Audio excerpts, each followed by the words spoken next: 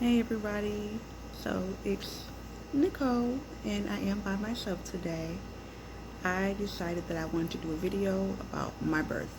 I was going to originally do the traditional birth vlog, but labor and delivery did not at all go as planned.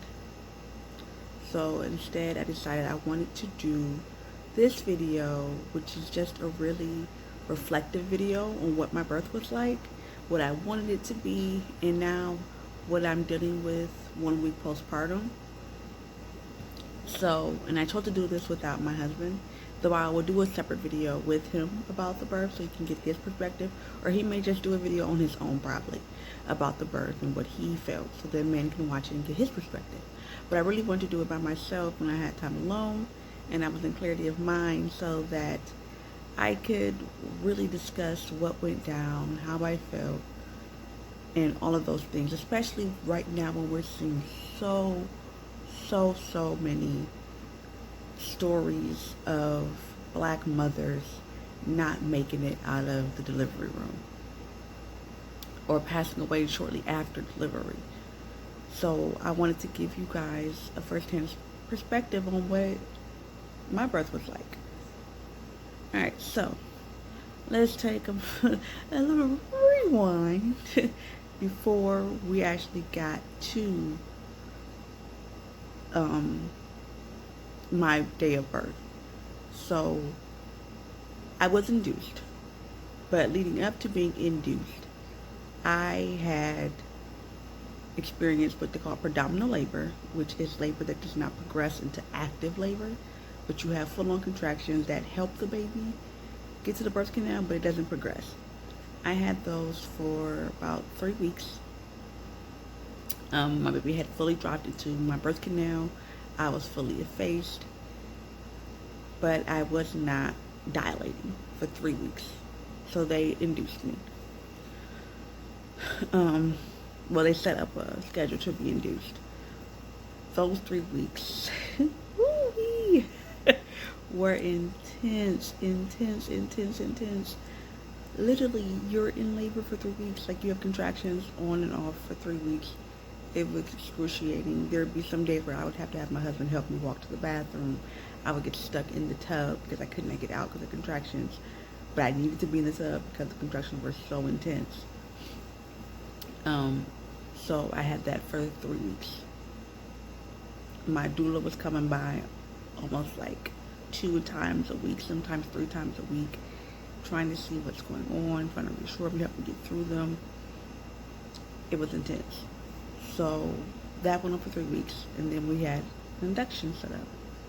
So we get to the hospital. I get put on the baby monitors. They can see my contractions.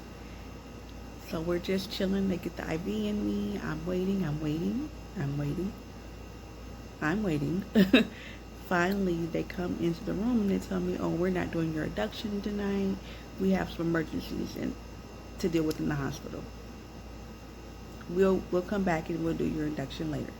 Okay, fine. Contractions still happening. They take me off the monitor and just tell me, let us know if the contractions change. All right, fine. I'm waiting. 2 a.m. pass. 5 a.m. pass. I get a nurse back in. I'm like, what's going on? We're not doing the induction right now. Give us a few more hours. We're having another emergency.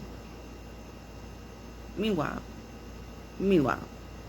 I'm in the hospital with an IV, no pain meds, and still having contractions. Yeah. So finally, 12 hours after getting to the hospital, 12 hours of contractions. And 12 hours of intense contractions, because my contractions become really painful when I'm laid on my back. And they wanted me laid down because they had hooked it to an IV machine with, like, the IV fluids and stuff. 12 hours laid on my back with contractions. They decided to induce me. Yeah. So, we start off with the Folly balloon. Woohoo. Okay, so yeah, do the Folly balloon. Then they add on the Pitocin with the Folly balloon, because I was not dilated. Nope, my body just refused to dilate on its own. So we add those in, and instantly, as soon as the Pitocin gets into my system, I'm having shakes constantly. My legs, my upper torso, my arms, everything's shaking constantly. It's the most nerve-wracking and a little unsettling experience ever. So constant shakes, constant shakes. Contractions are much more intense now, um, and I'm throwing up. So I've had really bad, what they call morning sickness throughout my entire pregnancy, where it was bad. I was throwing up weekly until the day I delivered. Literally, I was constantly throwing up my pregnancy. So the whole time in labor, I'm throwing up constantly, to the point where I start to feel lightheaded because I'm throwing up so much, but not eating. So, yeah, so they like trying to get me to lay down. Contractions hurt too much to lay down. I like to stand during my contractions. So we end up opting for the epidural because I'm not dilating yet. I'm just in much pain, throwing up, and lightheaded. So we do the epidural. So we're progressing.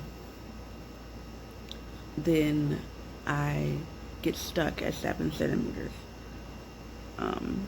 So I'm there for like 2 hours, not progressing past 7. So they're like, hey, let's try the peanut ball. I instantly told them I don't like that. I've had one in my home from my doula, and I was like, I don't like that. I don't want that. This does not feel good for me. They ain't listening. They were like, well, we need to do this to help you dilate, blah, blah, blah, blah. They decide to have me do it anyways. They said it was only like 10 to 20 minutes. I'm there for like 30 to 45 because my nurse leaves the room to go do whatever she has to do. And I'm on this peanut ball that I said I do not like. So I'm there. She finally comes back, takes me off, tries to get me to switch like positions, like switch sides that I was laying on. And I pulled a freaking muscle in my back above the epidural spot. So now my back hurts, but I have an epidural. But my back hurts because I pulled a muscle. So I'm ticked. So I'm like, are you serious? Like, y'all, who pulls a muscle in labor? Who pulls a muscle in labor? So mad. First off, that was the first time I've ever put a muscle in my back or anywhere on my body. It hurt so bad. Like, even now, if I'm sitting too long and I try to get up, or if I get off the floor, my back hurts. Thankfully, the shower is my friend. It hurts. It hurts. So now I have to deal with that during labor. Awesome. So that happens. They try different positions, like they have me on my hands and knees with my husband and another nurse holding up my legs for me, all these different positions, and my epidural has stopped working. So I tell them, like, hey, it's not working. I'm feeling contractions. It's not working. They don't believe me, apparently, so they just click the little button, to up it. It's not working. I'm like, I feel him, like, traveling. I feel him. It ain't working. I feel pain in my butt.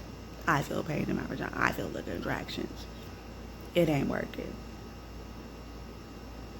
It ain't working. So finally, like 2 hours after me telling her it's not working, I'm like vocal about, hey, is that a contraction starting? Oh, that's the peak. It stopped. So she's like, oh, you're feeling the contractions from the very beginning. Yes, ma'am. I feel the contractions because the epidural is not working no more.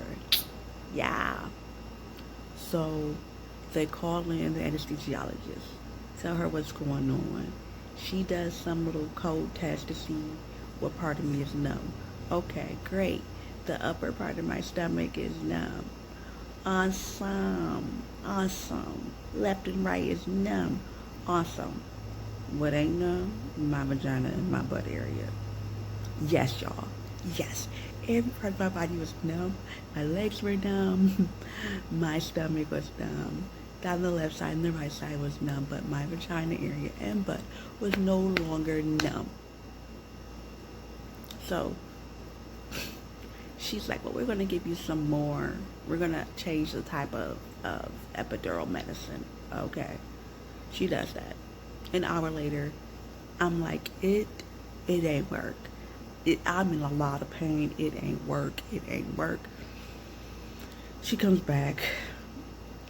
We're on hour 4 or 5 now of no pain meds. Stuck at 7 centimeters. Still.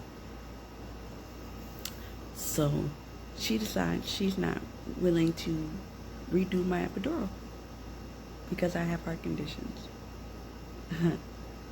Sorry, what did you say, ma'am? Oh, wait, what did you say? Yeah, no, she's not going to redo my epidural. So now, I am in the right for a natural labor and delivery, and I was not prepared for it. So I'm trying to pull back deep into my memory all the stuff that I can remember from hypnobirthing and orgasmic births to try to get this baby out without losing my ish, okay? So, 6th hour comes that I'm stuck at 7 centimeters. She tests me again. I finally progressed to like 8.5, 9. Okay, cool. I'm now feeling the urge to push like crazy. Like crazy. But of course she wants me to wait. You're not at 10. We wait some more time. Finally get notified the doctor, and she has to do practice pushes until I'm at 10. Practice pushes. I'm in so much pain. Like, so much pain. So the doctor comes in, and she's like, hey, are you feeling pressure? Are you feeling the pressure of the push? And I'm like, no, I'm feeling pain. My epidural has went out. I'm feeling pain. And she was like, oh, are you sure? Yes, ma'am. Yes, I'm completely sure. So they had me put my legs up to the store. She's like, we're going to tell you when to push. And I'm like, a contraction is starting now. She's like, oh, you feel them? Yes. So I'm aware of my own contractions. So I know when to push. Push. We finally get the baby out. Yay, awesome. She's like, once the baby's out, you're not going to feel any pain. Lie. I was in so much pain. Now, she's like, oh, let's push the placenta because it's better if you push than us to pull. Oh my God. So I had to push again, and I'm still in pain. So, get that out. And I tore. So I'm like, okay, how bad is my tear? She says it's a 2nd-degree tear. Okay. My doctor begins to stitch me up. Holy crap. Let me tell you, I am feeling everything. I feel the needle, I feel the threads, I feel each pull, each tug. I feel it all. I don't even know how many stitches I got, y'all, because I didn't want to ask. It was a very long stitching process, though. I will say that. I have a lot of stitches. I know that because I could feel them. And I was being stitched up. From the moment he was taken out of me, he was cleaned up, weighed, got his little test done. My husband took pictures and video recorded him. The nurses helped him to hold him. All of this stuff, they got him dressed, and I was being stitched the entire time with no anesthesia, like not even a local one, nothing. So now we are officially 9 days postpartum. The pain is not as bad, obviously. It's bad when I have to like move from a resting position and get up and moving. It's a little bit of a struggle between my back and the stitches. The bleeding is like a normal period bleeding at this point, so that's pretty cool. I'll be glad when it stops. So yeah, my stomach has gotten much better. I don't have any stretch marks. Yay! I'll definitely place in a picture of my stomach so you can see it looks pretty good for 9 days postpartum. Mentally, I am shot, y'all. Just straight shot, honestly. My birth was very traumatic for me. From my induction being delayed for so long to me pulling a muscle because they weren't listening to me, to me being forced to have a natural delivery because my epidural failed and they weren't comfortable redoing my epidural for me. All of that. It was pretty traumatic for me. So it's hard for me to grasp. And so I'm really working on accepting it and moving forward from it. But it was traumatizing. It was truly traumatizing to experience that type of labor. Other than that, baby boy is doing good. I will introduce him to you guys in some time to come. You know, me and the husband will do that together. But he's doing good. Other than that, I'm just day by day. I had a lot of swelling. A lot of swelling. I will definitely post a picture of what my legs look like. And then those went down. But then the swelling went up into my hips area and my arms, and my face is actually swollen during this video. And my neck area. So I'll have to see a doctor for that to see what's going on. And I ended up developing mastitis, which is the devil. So painful. So I'll take antibiotics for that to get that cleared up. Unfortunately, I will not be breastfeeding because the mastitis was so horrible. And baby boy does not like the feeling of the muscles when he's getting milk from me. So we were doing formula, and my milk didn't have enough sugar in it for him and protein. So he was like still very hungry when I was trying to do half and half for him. So yeah, we're just doing formula, which is sad, but fed babies are best and happy babies are best, and my baby's fed and happy. So that's good enough for me. So that's pretty much it for postpartum. Yeah, just getting used to being a mom. I'm very, very thankful to God that I'm finally a mother on Earth's side. So, and doing the necessary things that I have to do to give my body some rest and to work on just accepting how my labor went and moving on from there. But that's pretty much it. I will see you guys later. Thank you for listening. If you have any questions about my labor and delivery or my 9 days postpartum, put them down in the comments. I will definitely respond and get back to you all. Thank you, and I love you. See ya.